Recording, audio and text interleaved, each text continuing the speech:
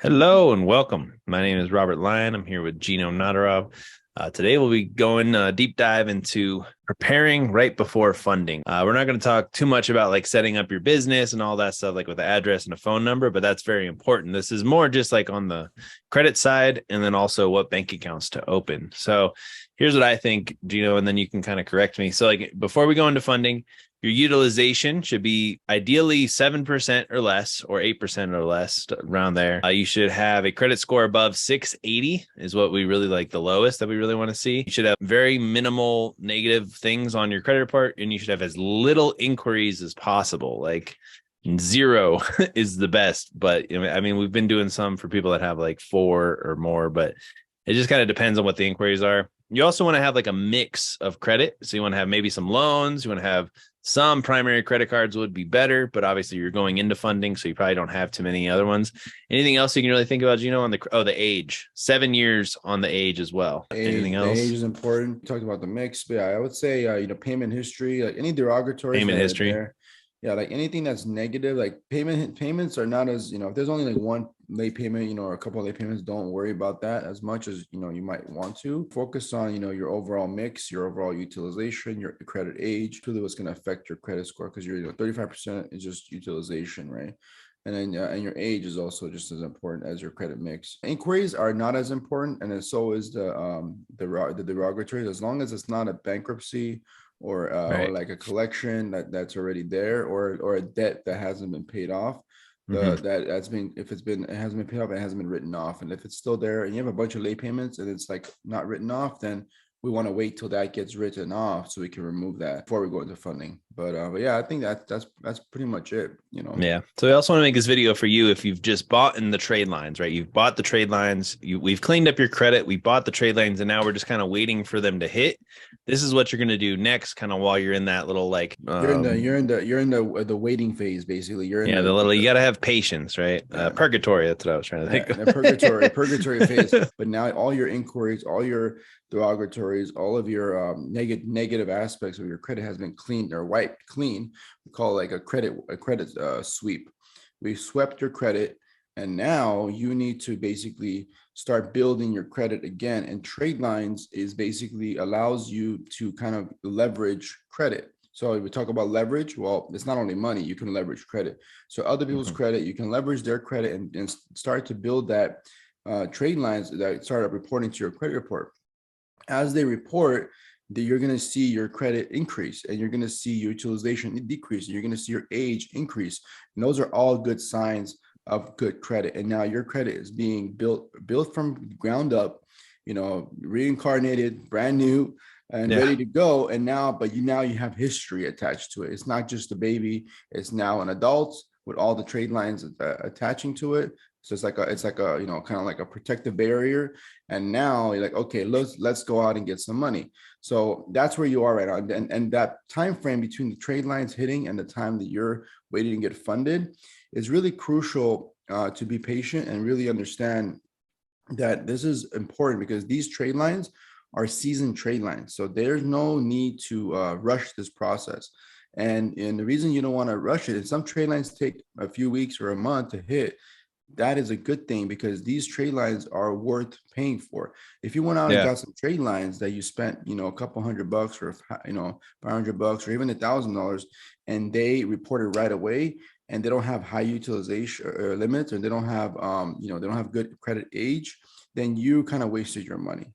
Yeah. The point of this was to be able to use your money for the maximum amount of return on your money.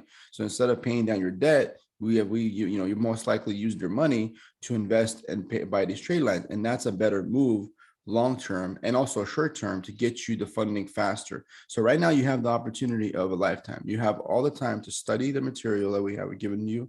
There's a lot of course material. There's a lot of opportunity to start setting up your banks, as Robert's going to mention to you right now, setting up certain banks and getting you ready for funding. So like you've invested into the program and now you've invested into your own credit score and now you're just waiting for the trade lines to hit. We're going into the cool part, which is actually the funding. Like you've done all the heavy work. The main thing is though is don't sabotage yourself. I don't know why people do this, but every time we have people that like, we're like, hey, we're going to get you like $200,000. They get squirrely when it's actually coming to fruition, when it's actually about to happen. They like self-sabotage. So do not self-sabotage. It's better for you just to sit on your hands and eat ramen noodles for a couple days and let us do what we need to do than it is for you to start maxing out your credit cards or applying for stupid things or co-signing on stuff for your friends and family. Like none of that is going to help you. This is the time to just not touch your credit for a little while, let the trade lines hit, and then let us go into funding. As soon as we get done with funding, the doors are going to be wide open for you. You can have an amazing opportunities. And if you feel like yourself going to self-sabotage, like just reach out to us, talk to us, but try not to touch your credit. Try not to do anything. Try and just be very frugal you can spend your money, but don't touch your credit for a little bit. I see a lot of people max out their credit cards right before we go into funding. And it's like, no, you're just setting yourself back a whole nother step. Basically, we have to go back to fixing your credit again. So that's really important. The point of trade line is to eliminate the utilization, right? And the age. So if you're going to apply for anything during this funding cycle or this credit repair, this whole program in general, the moment you join the program, you shouldn't do anything on your credit. You allow us to get you the funding you deserve. And that means you need to be able to allow us to control what's going to happen on your credit report. Now, if anything that you need to do or you're going to do, please let us know. Let Robert know, or myself, or anyone on our team know that you have an intention to do something, and then we can discuss that before you do it. And that's important because we need to be in the loop, especially when we started, when we buy trade lines. So since you're investing in trade lines, now you don't want to, shoot yourself in the foot by having to use your credit when your trade lines are hitting. Yeah, your utilization is not going to get as much as you would think because you're using up your credit cards. But you know what? By doing so, you're limiting your opportunities. You're limiting your chances of getting approvals on some of these banks that you may have gotten approved for. So in addition to that, you want to be able to start spending this time to study the material and start to really, focus on how you can maximize funding with us. Yeah, so start making a plan. Don't work against us, right? This idea is work with us, work with the team, and we'll be able to start, telling you, hey, go ahead and start opening up these accounts at these credit unions, because that's what we're going to do at the end of the funding phase for the personal side, especially. And then the business side, we would like to get access to some of these trade lines, or excuse me, these credit unions that will give us access to more funding once you have an account with them. So you need to go ahead and start making accounts at, Alliant, Navy Federal, we talked about Avant, any other trade lines that you can think of, Robert. We have all these trade lines we got to go into and get an account open for them. So the last thing I wanted to say is don't freeze your credit either. That's another thing that somebody else did. So make sure that, and we are trying to do this, but we have a lot of clients. So make sure that your Experian, your TransUnion, your Equifax, make sure they are all not frozen and don't have a freeze on their account or a fraud alert. Okay. You can call them as well. We're trying to help you, but we're not able to see everything all the time. So don't use your credit as much as possible. Unfreeze, make sure all your things are unfrozen so that the trade lines can hit, because the trade lines won't be able to hit if you have a fraud alert or if you have a frozen credit card or credit union. So not credit union, credit bureau. Yeah. So that's really important. If you freeze your Experian, you freeze your TransUnion, or you freeze your Equifax, we're going to be applying these trade lines to all three bureaus. And we want to maximize funding on all three bureaus, but that means you need to be able to make sure that all your trade lines or all your bureaus are not frozen. And we're going to look into that when we first go into the onboarding call. And then we go into the, before we go into trade lines, we would verify that with you. And then we assume that you don't do anything at that point. Now, if you do something like you froze your credit report, you had some kind of fraudulent activity, somebody stole your credit card, somebody stole your wallet. That's happened to me. I know how that feels. So you do need to freeze your credit report for that reason. Now, if that happens during the time between trade lines hitting and you buying trade lines and the trade lines hitting, then we need to know about it, because that's a very critical part, and we can delay trade lines from hitting so we don't lose those opportunities, and we can work it out where you're able to get those trade lines after we remove those freezes on your report. I think we covered that pretty good, but now I just want to show people some of these banks that we want them to open up. Yeah, so that's basically the credit unions are your friends, just like the banks. The credit unions are actually better friends because they want you to have a relationship with them. So they're more relationship based, and because they're relationship based, you want to be able to have account with them, and then want to have some money going in there. So I'll talk a little bit about that as Robert shows you guys which accounts you guys should be opening. We want you to have one main bank account for your business because I mean the money is in the big banks, right? I mean, the credit unions are sexy for lending, but the money is mostly with like the big banks. So when I say one big commercial bank, and the plan with the commercial bank is basically to put all your money in and then move it out to the other banks kind of from there. And the more money that you can show to a commercial bank, like if you can do 90 days of depositing money, even if it's from your W-2, you can pay yourself into your W-2 and then be making withdrawals from it. You're going to be able to build a good relationship with one of these banks. And even the next round of funding, you're going to be able to get even more money. Okay.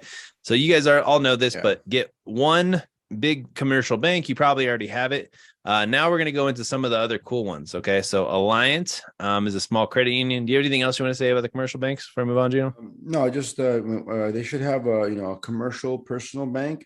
And then also if they have a business, to open up a business account as well with the same bank. The best ones are going to be Navy Federal is like one of the best because they give out high limits, right? So you hear a lot of credit gurus talking about Navy Federal. Now you do have to be a member or have a family who's in the military. You're supposed to do that. You can ask me and Gino, and we can actually set you up with a membership. We can be your, a membership person or whatever. But the reason that Navy Federal is really cool is because they give out high limits. Like they're pretty lax too, and they've got great rates. I think Navy Federal is really cool. So this would be the first one. We would want you to open up a personal checking account, a savings account, and then also try and open up a business checking account because we can get you personal and business funding from Navy Federal Credit Union. Anything else you want to talk about Navy Federal, Gino? No, that's I think they're a good bank. Personal accounts are what you need to start with, and then we can go into the business side as well. But the personal account really gets your foot in the door, and then you can, once you have your foot in the door, you can start looking at these opportunities, credit cards, and then business lines of credit. And then Alliant is the next one that we're going to want you to open up. You also have to become a member. What do you have to do to become an Alliant or a member of Alliant? Do you remember? It's actually it's not that difficult. You don't have to have any kind of like relationship with any specific, you don't have to be in Navy or military. You just, it's a credit union. So as long as you're willing to put money in their checking account and you're willing to apply for their high rate checking account, we're here in this case, you can just put $5 is what they want as a minimum. Yeah, and then you got to make a $25 initial deposit, and then PenFed, Navy Federal, Alliant, PenFed. And then the rest are all pretty niche. Like we're gonna look at ones that are near you. PNC is a credit union. Yeah, PNC is another one. Okay, I would definitely start with Navy Federal. Then I would open up also an account with PenFed, Alliant if it's in your area, and then PNC. So I got a PNC in my town, so I'll probably go open up a bank account with them. Yeah. PNC is a great one though. So is Key Bank though. Key Bank I think is nationwide, but I don't know. They're Key Bank, yeah. They're mostly on the East Coast. So if you're depending on where you are in the United States, those are the banks that we're going to refer you to, and the ones that would basically be equivalent to banks that we would have here in the East Coast or West Coast. I'd say it will be equivalent to the East Coast banks. And Midwest. So wherever you are, there's banks that you can, there are local banks, and they're basically credit unions are basically local banks that you can walk into, right? Yeah. And then the commercial banks are like Bank of America, Chase, Wells Fargo. These are like nationwide banks, and that's why those are usually around on all major states, major cities. DCU is another really good one that I think everybody should apply or open up an account with. And now we're getting kind of like, this is a lot of bank accounts that someone's going to have, right? So that's probably what they're thinking. But they can open up as, I would say at least 3. So open up 3 of them. So that way you have an account. The first 3, I would try to go, if you can get a PenFed, get a Navy Federal or Alliant. Those are the 3. If not, you can go into PNC, you can go to DCU. These are the other ones that you can apply for and get access to these credit accounts, basically, that you can start making a relationship. Once you have an account, it gives you the opportunity to start, putting money into it. So the way that we want to inform you is the way you do it. If you have a certain amount of money, let's say, I don't have money coming in, every month, or I have only a certain amount of money coming every month. I have expenses, and you only have so much money you can invest in, let's say, right, or put into an account. So what you do is you need to be able to start moving money around. So what we're going to do is we're going to teach you how to put money into one credit union or one commercial bank. Once the money gets seasoned there, within a month, you get a statement. You can spread your 5,000 across, let's say, 4 or 5 banks. So, and then what you do is you withdraw and put it into a different bank. Withdraw, put it into a different bank. And as you do that, you're going to deplete one bank, and then eventually you're going to have one bank that has all the money in it. And then you're going to take that money out. You're going to go back to the other bank and put that money back in. So what you're going to do, you're just going to go a cycle from one bank to the other, and just keep moving the money around. And eventually what happens is the banks are going to say, oh, you put in like $550, $100, 500, 1,000, 2,000. And then eventually you get up to 5,000 on each bank. You're going to be doing that for the next 3 months. You're going to have up to $5,000 in statements reporting. And you're going to go there and say, hey, I've been provided, that you guys can look at my checking account. I've had all this money coming in, coming out. And now I would like to apply. Okay. All right, cool. We were talking about moving the money around. So Yes. how do you recommend that you actually do that? Like what's the real way to do it? So as you move money, so if you don't have extra money coming in, so you can just keep putting deposits, and you want to move money from one bank to another, you need to either go into the bank or ATM and withdraw the money cash. Okay. It can't be a Zelle transfer. You cannot Zelle from one place to another. You cannot do, you can, Venmo or Cash App. It's kind of questionable. I would not do that, or any of those PayPal, questionable. It has to be cash deposits, number one, or it has to be payroll. Okay. So you can pay yourself right through your business. So if you're the business account or personal account, if you have a W-2, you can tell your company to deposit into one bank. So you can go in there, take out cash, put the money into another bank, and then let it season, and then take the money out, go to another bank. So it has to come out in cash. It cannot be it has to be the cash or payroll. Those are the two options. Yeah. It cannot be like a Zelle transfer. Even the people have said that they've done cashier's check. I don't recommend cashier's check, Zelle transfer, Cash App, PayPal, Venmo. No, that's another reason to do your local credit unions. Local credit union, kind of drive to real quick, because and move the money around. Because if they know, if the bank knows where that money came from, then they can trace the money back to the original location, and then that's not new money. Yeah. Okay. The point of doing this is to provide a new money, like a new money process. So what you're doing is you're using the same money in multiple locations, because you're telling the bank, this is new money that I'm putting in. And by doing that, you're allowing the bank to build a relationship. Say, oh, you're giving us money. Thank you. We're going to use that money now to invest in whatever the hell they want to. We're going to use your money. They're going to use your money. So yeah. That's fine. You want them to use your money, but you also want to use their money.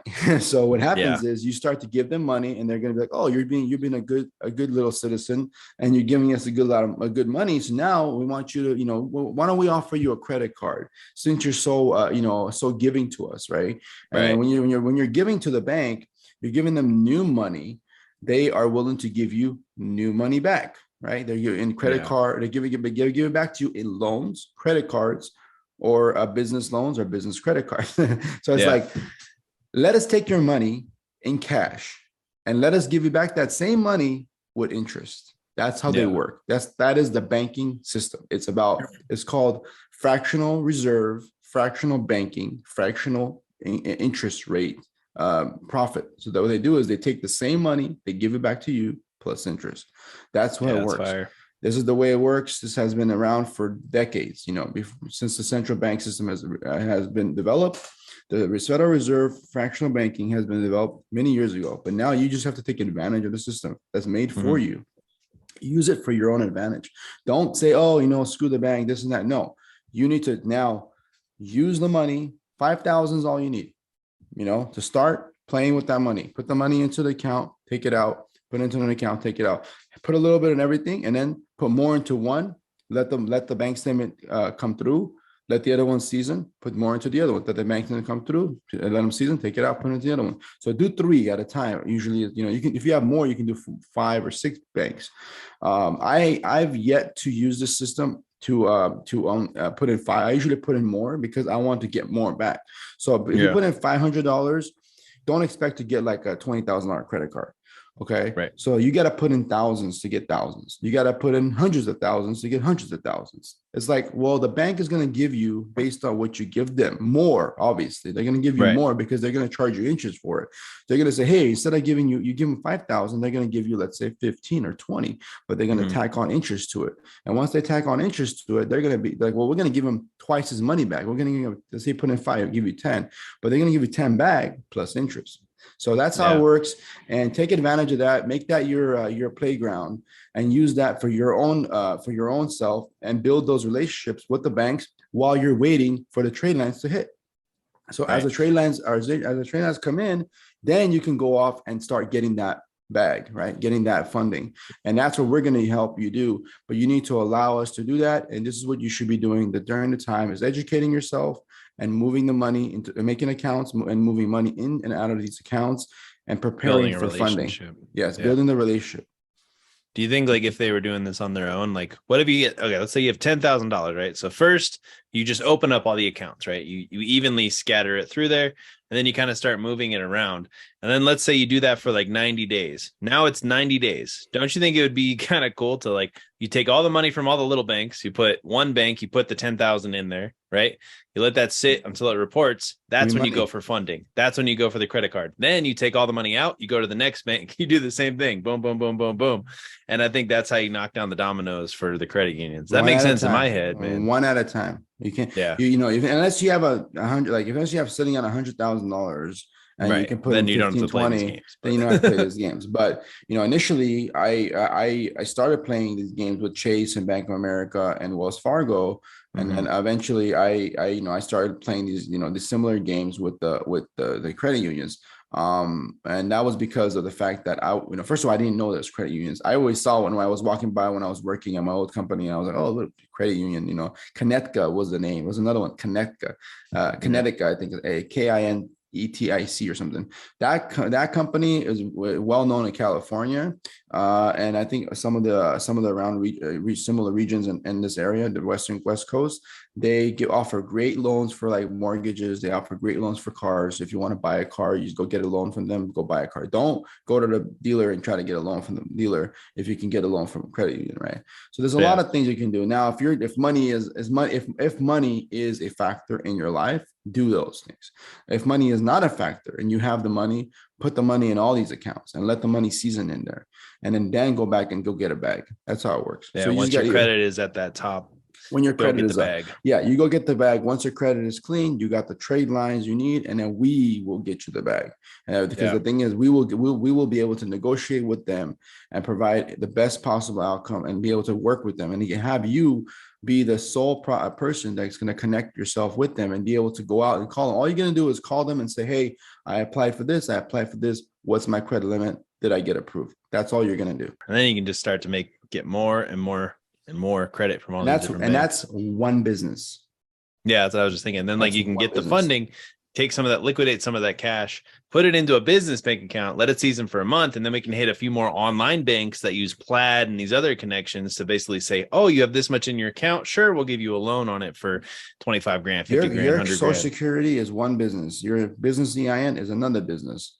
Yeah. Your next business EIN is another business. How many Social Securities can you have? One, right? How many EINs can you have? Multiple EINs. So that's the value, that's the power.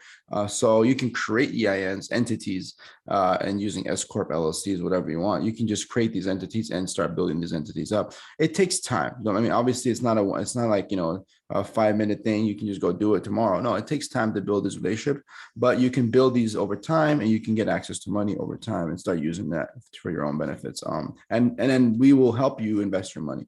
But you essentially during this time, again, take this time, so that way you're not, once you get the money, you're going to have to do something with the money, right? And especially if it's a loan, a credit card, you can wait on it, you can use it when you want, but you also have a time limit. And let's say if it's zero interest, you only have maybe 12 to 18 months, right, to actually use that money. So you're going to have to run. It's going to be like go season. So before you start running, learn to crawl, right? Learn to educate yourself. Spend this time educating yourself, and then start using this knowledge as your ammunition when you get the funding. Yeah. Yeah. Next step is just make a plan, build these relationships with the banks and be making a plan for what you're going to do once you get that funding. We're going to help you get the maximum amount. And then once you do get that maximum amount, like Gino said, it's go time, because that's now you're on 0% interest time and it's ready to make some moves. Time is money. Invest in your mind, but then also find some really good investments that you are excited about, that you want to see brought to life. Absolutely. I think that was it. I mean, the only other thing I was going to mention is, so you can go to this website called Bank Locations. You can pick on like wherever you are in the country, right? So, and then you can kind of start to look at what credit unions you have in your area, because you might not even know. Like I've never heard of Zions, and this is in my neck of the woods or whatever. So you can like see, okay, I got a PNC, I got a Washington, I call it WAFT, and then I got everything else. So I'll go hit up these two banks, and then I'll move my money around. Actually, I might see what is a Zion? It sounds like a fake bank. Anyways, but yeah, you can basically go in here, you can find your location, and you can really start to figure out, okay, is this a good credit union for me to do? And then, like Gino said, you're going to want to make cash deposits and cash withdrawals.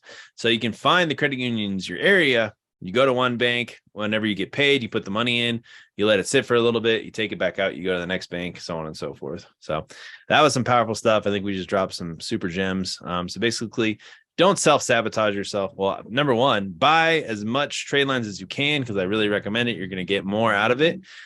Don't self-sabotage yourself once you buy the trade lines. Don't touch your credit if possible. Don't freeze your accounts, so on and so forth. And then start building relationships with all these banks while you're waiting for your trade lines to hit. All right. Anything else before we kind of wrap this one up?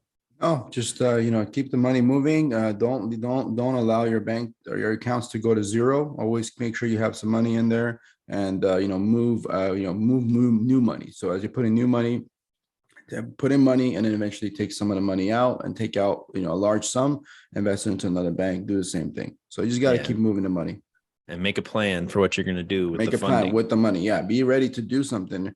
Once the money hits, be ready to do something. Don't just get the funding and then scratching your head. What are you going to do? So make a plan with us. 6 months wondering what they're going to do. Make a plan with us. Talk to myself, Robert, anyone on our team, and we'll help you invest your money in the most the right way, and that's going to really change the game for you. And besides getting the money, it's what you're going to do with the money is what matters. Yeah. All right. Talk to you guys in the next one.